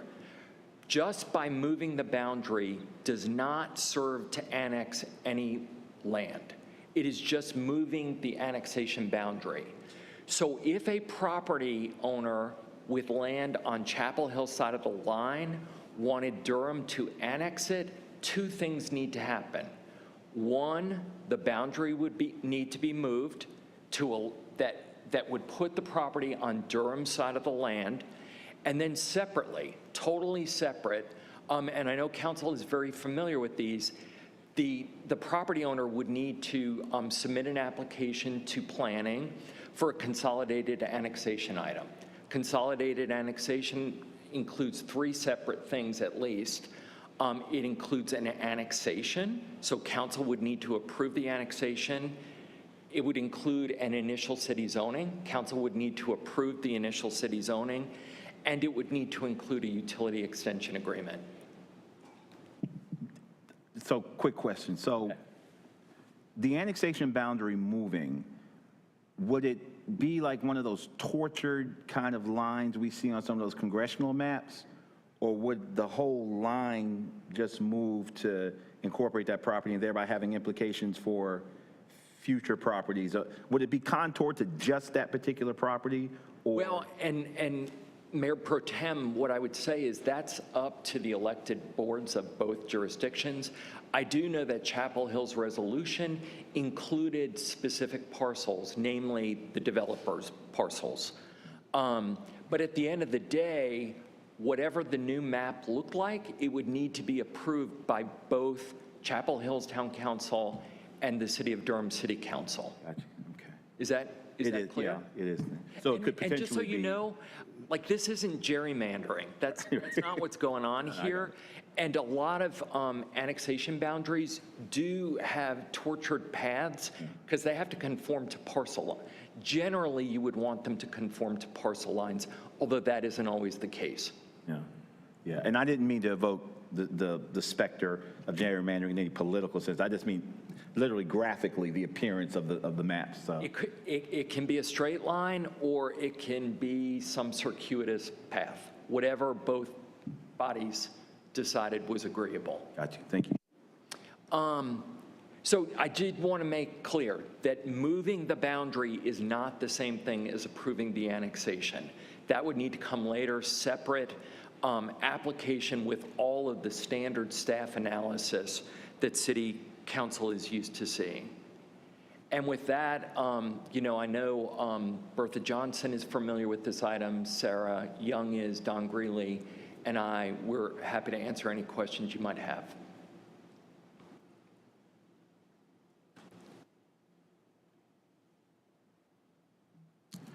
Madam Mayor. Hi. Yes, Councilman. All right, I have a question. Is there a benefit for us moving this boundary? Is it a benefit for Durham? I'm just asking. So, you know, whether there's a benefit or not, that's for City Council to decide. If the boundary is moved, what that would allow is for the City of Durham to annex these parcels, potentially. But again, that's a separate question. So it's a two-step process. The first is, does the City of Durham and the town of Chapel Hill want the boundary moved? And then secondly, would need that consolidated annexation item. An application would need to be received, and then it would need to be presented to council. So that would come later. Correct. Now is the- So you might have said this, but does Chapel Hill want to? Chapel Hill has already instructed its staff that it could move forward with Durham to make this change in the annexation boundary. Thank you. Attorney O'Toole, just to be clear, our process is to wait for the property owner to bring forth those three things that you said we need, So the first step would be changing the annexation boundary. And so if council wanted city staff to move forward with Chapel Hill staff, then we could move forward. And again, you get to vote on that. The ultimate change to the annexation boundary would come back before you to approve. You would see the proposed map. Chapel Hill would need to approve the same map. And then the second step is separately, the property owner would need to submit an application. So from us today or at a subsequent meeting, we would need to vote on that. Correct, and potentially receive some direction on whether you want staff to move forward with a proposed annexation boundary change. So does that, would you need a thumbs up from us today to, or? So, thank you. So, Get some direction from what you need from you know, us. as we have, been talking earlier today, this was a presentation, and our next step would be for you to be able to see a map, you'd be able to see, the parcels and those kinds of things, and we would be moving toward, a resolution and map that both Chapel Hill and Durham would approve, because both organizations have to approve the same change. Correct.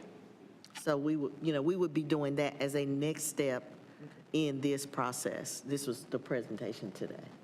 Thank you so much. Any other questions from anybody? Attorney, Mayor Pro Tem. Thank you, Madam Mayor. So if we amend the boundary and then subsequently deny the annexation, does it go back to default setting, or is it's amended?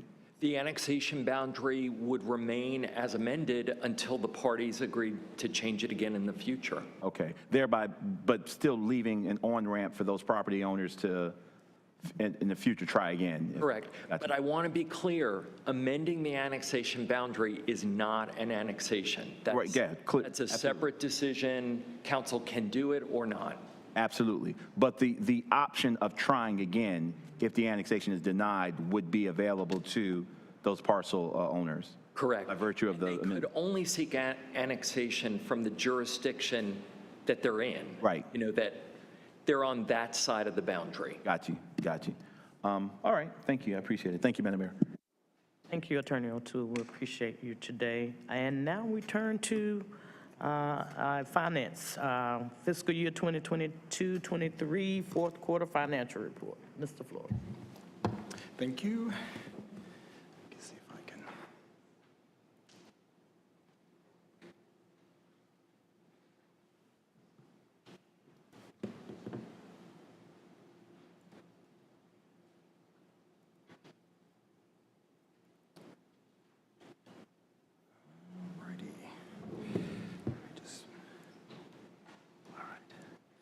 So good afternoon, Mayor, Mayor Pro Tem, council members, City Manager Page.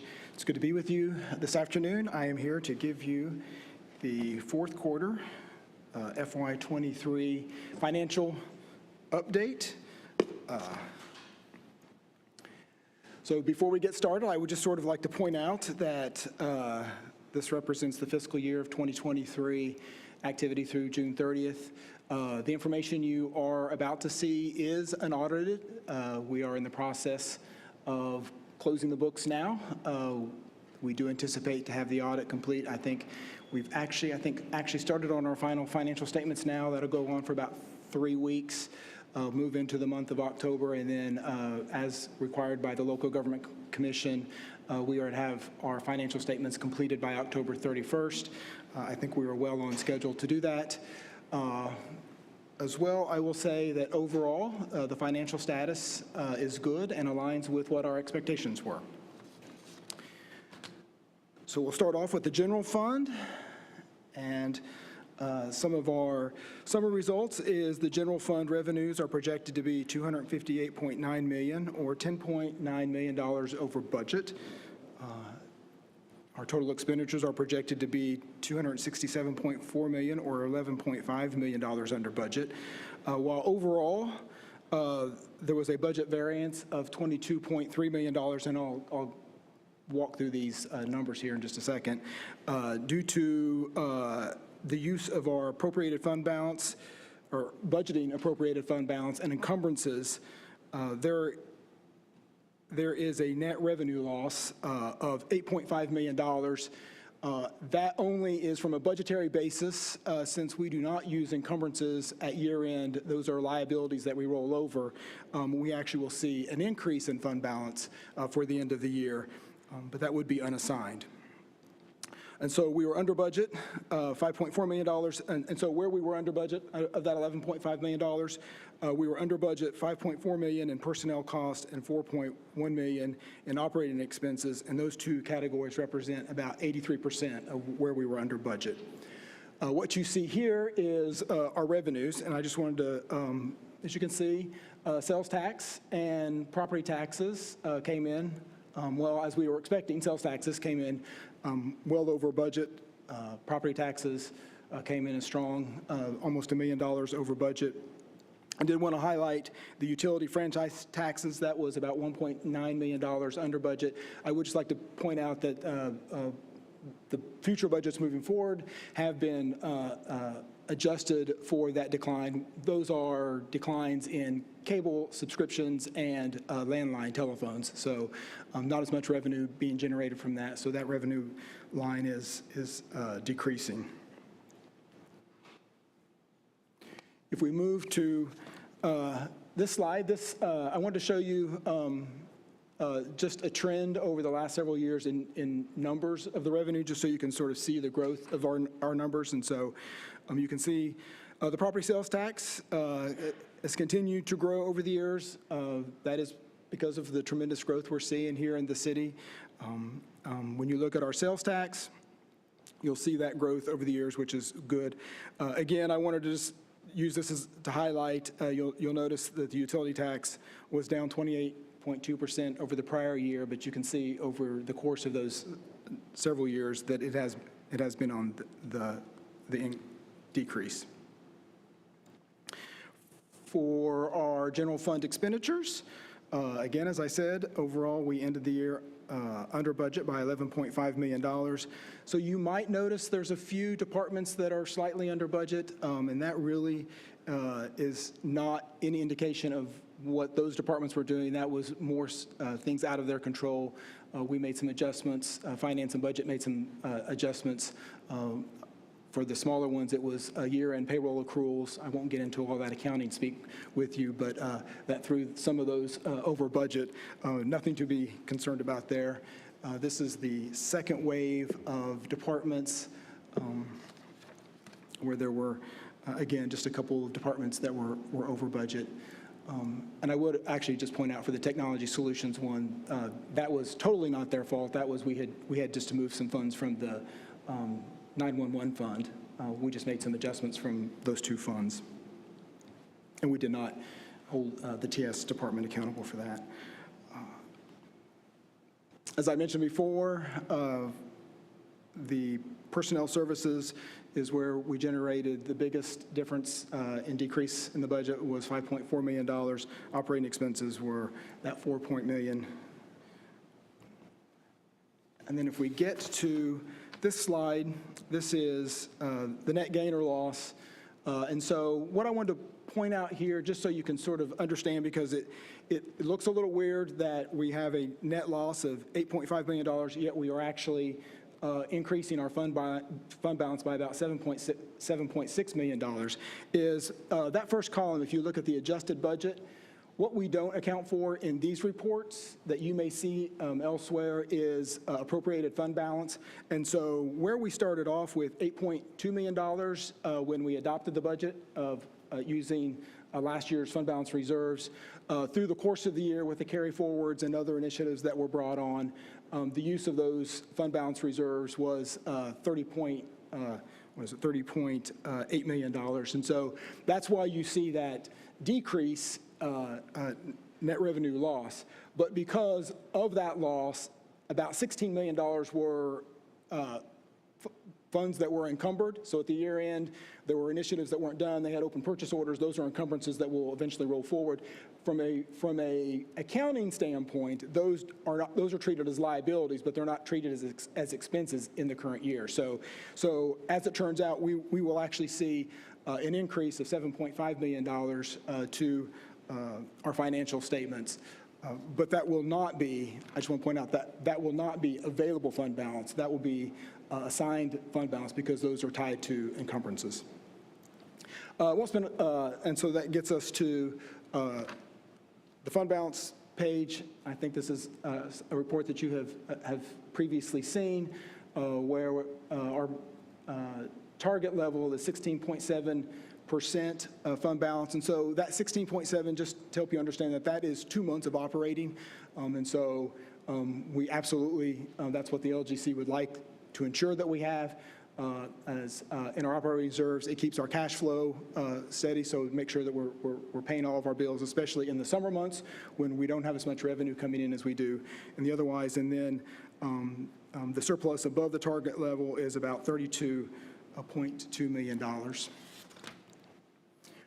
This is just a slide that I put together for some of our rating agencies, and it just shows over the period of time our fund balance. And I won't spend a whole lot of time on that. Just that top graph, you'll see the blue bars. That is the unassigned fund balance that we have. And so you'll see that over the last couple of years, it has been trending up. What you will see, because of what I just mentioned before, the increase of fund balance by $7.5 million, but actually our unassigned fund balance will decrease a little bit, as well as since our budget goes up. And so you'll see that bar drop back down. And one thing I would just mention about our fund balance, we in the finance department are constantly looking at our peers and talking with our peers and talking with the rating agencies as to, what kind of fund balance we should have and what our available unassigned fund balance is very consistent with what we're seeing with our peer groups. So that is the end of my general fund I would certainly, if there's any questions you have about that, if not, I can jump forward and we can start talking about enterprise funds. A quick question about the policy statement on our fund balance. Unassigned general fund balance, this is kind of a trivial question. Unassigned general fund balance be no less than the greater of 16.7% of the current year's originally adopted adjusted budgeted expenditures or the amount required by the LGC. Have we ever even come close to the LGC number historically? So I would defer that to the city manager since I've just historically. I mean, Madam Mayor, may I speak? Mr. Mayor Pro Tem, I would say not in a really long time, but I would not say never. I've been probably in the 80s. We were close to the limit during that time, but not in any recent years. got you. Living better now. All right. Thank you. So we will start with the Water and Sewer Fund. And so overall revenues exceeded budget by $4.5 million, or 3.7%. And the expenditures were 97.8% of budget, yielding a difference of, or savings of $2.9 million. I will say, I have to give kudos to the Water Department when they start cutting it close, because we have a net revenue of $150,000. So for such a big budget to land that plane on that little landing strip, it was pretty impressive. Our transit operations, the fund ended the year with $4.9 million surplus. Overall revenues collected were just over 100% of the budget, or $40.6 million, and expenditures were $35.7 million, or $4.1 million under budget. So again, met expectations. Nothing stands out with that operation. Solid waste. And if you were to look at the solid waste, so this is the revenues. The revenues came in, looks like about $1.1 million over what was projected. But if we get to this slide, you'll see that it may look like they were over budget by $99,000. Again, that goes back to that encumbrance conversation. They did have a encumbrance of about $1.4 million at the end of the year, and so that will not be treated against their budget. So they, by state law, are coming in under budget. So no concerns there. The personnel services resulted in the significant budget overrun of about $527,000, and most of that was due to overtime and the temporary worker cost. Stormwater fund, and just I always like to point out that this fund is for the management and maintenance of operational expenses of stormwater activities, which include the street cleaning. And this fund, like many of our other, is self-sufficient and receives no tax support. The year-end results show total revenues of $23.8 million and a budget variance of $4.9 million. Again, I wish there was something extraordinary that I could point out. It was no surprises.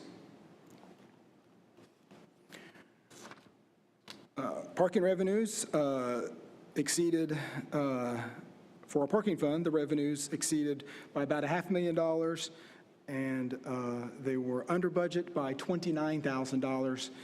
But I will point out here, you'll see there is a net loss of $1.3 million. Again, our parking operation still struggles with occupancy, not as many people commuting downtown, so we're seeing lower occupancy in our decks, and so we are subsidizing that fund right now. And then finally, we'll end with the Performing Arts Center. They had another banner year, which is always good. Over 565,000 guests enjoyed over 252 events. The total revenues were $5.8 million with total expenditures of $2.7 million for a net increase of 3.1. And so they had a very, very good year. So there's those numbers. And that's all I've got for you for my presentation. Certainly could entertain any questions you might have. Thank you so much. It doesn't seem like we have any questions. Thank you, Mr. Floor. All right, we'll now turn to our clerk for our report on our boards and commissions.